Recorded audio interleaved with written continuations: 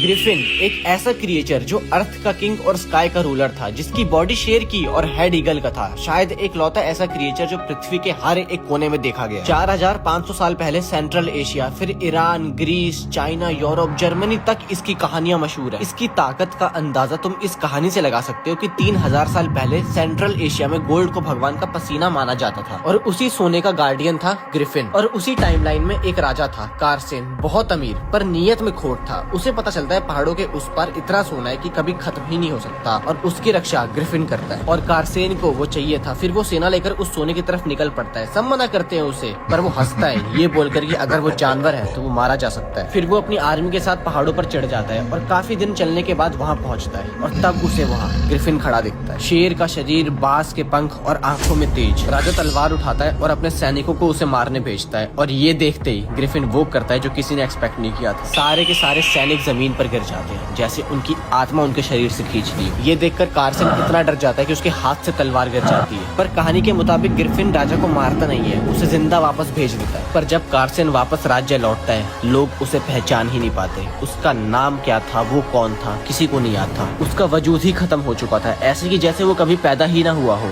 Griffin ने उसे history से ही मिटा दिया, इतनी ताकत थी उसमें। पर आपको पता है इसका ओरिजिन कहाँ से हुआ? याद है ना, हमारे यहाँ देवता एक ही फॉर्म में नहीं बंधे होते। युग, रीजन, पर्पस के हिसाब से वो रूप बदलते हैं। तो फिर पर्दा हटा दें।